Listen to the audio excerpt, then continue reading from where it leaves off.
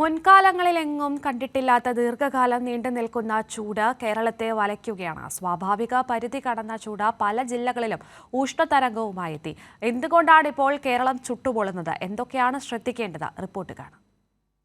2023 കഴിഞ്ഞ 100 വർഷത്തിനിടയിലെ ഏറ്റവും ചൂടുകൂടിയ വർഷമായാണ് വിലയിരുത്തിയത്. അതിന്റെ തുടർച്ചയെന്നോണമാണ് 2024 അതികഠിന താപത്തെയും കാലാവസ്ഥാ ശാസ്ത്രജ്ഞർ വിലയിരുത്തുന്നത്. എൽനിനോ അന്തരീക്ഷ സംക്രമണത്തിലുണ്ടാക്കുന്ന മാറ്റങ്ങൾ ദക്ഷിണേന്ത്യയും അറബിക്കടലും ഉൾപ്പെടുന്ന പ്രദേശത്ത് അതിമർദ്ദ മേഖല രൂപപ്പെടുത്തുന്നതും ഉയർന്ന വായുസമ്മർദ്ദത്തിൽ അന്തരീക്ഷം കൂടുതൽ ചൂടാകുന്നതും മഴമേഘ രൂപീകരണത്തെ തടസ്സപ്പെടുത്തുന്നതുമാണ് നിലവിലെ അവസ്ഥയ്ക്ക് കാരണം. എന്തുകൊണ്ടാണ് ഇത് സംഭവിക്കുന്നത് എന്നതിനെക്കുറിച്ച് അന്തരീക്ഷ ശാസ്ത്രജ്ഞൻ ഡോക്ടർ എസ് അഭിലാഷ്. നമുക്കറിയാം, കേരളത്തിൽ വേനൽക്കാലം നേരത്തെ തുടങ്ങി ഇതുകൊണ്ടുള്ള ഒരു ബുദ്ധിമുട്ടാണ് ഇപ്പോൾ നമ്മൾ അനുഭവിച്ചുകൊണ്ടിരിക്കുന്നത്. കാരണം ഈ വർഷത്തിൻ്റെ തുടക്കം തന്നെ താപനില 2-3 ഡിഗ്രി കൂടി നിൽക്കുകയായിരുന്നു ശരാശരിയിൽ നിന്നും ജനുവരി മാസത്തിൽ. അതിനുശേഷം ഫെബ്രുവരി മാസമായപ്പോഴത്തേനും താപനില 35 ഡിഗ്രിയിലേക്ക് ഉയർന്നു. അത് ദീർഘകാല ശരാശരിയിൽ നിന്നും 3-3.5 ഡിഗ്രി കൂടി നിൽക്കുന്ന അവസ്ഥയായിരുന്നു.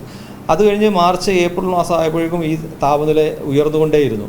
അതോടൊപ്പം തന്നെ നമ്മുടെ പ്രദേശത്തു നിന്നും മഴമേഘങ്ങൾ മാറി നിൽക്കുകയും മഴ ലഭിക്കാത്ത വരുന്ന ഒരു സാഹചര്യം കൂടി നിലനിൽക്കുന്നുണ്ടായിരുന്നു. അപ്പോൾ ഇതെല്ലാം കൂടെ ചേർത്ത് വന്നതുകൊണ്ടാണ് ഈ ഒരു അവസരത്തിൽ ഏപ്രിൽ മാസം അവസാനമാകുമ്പോൾ വലിയ തോതിലുള്ള ഉഷ്ണതരംഗങ്ങൾ നമ്മുടെ കേരളത്തിൽ അനുഭവപ്പെടുന്നത്. കേരള തീരത്തെ കടൽ വെള്ളം ചൂടുപിടിച്ചു കിടക്കുന്നതും അന്തരീക്ഷത്തിലെ നീരാവിയുടെ അളവ് കൂടുന്നതുമാണ് രാത്രികാലത്ത് താപനില ഉയരുന്നതിന് പ്രധാന കാരണമാകുന്നത്. പകൽ സമയത്തെ സൂര്യതാപം ഉണ്ടാക്കുന്ന അപകടങ്ങളും ചെറുതല്ല.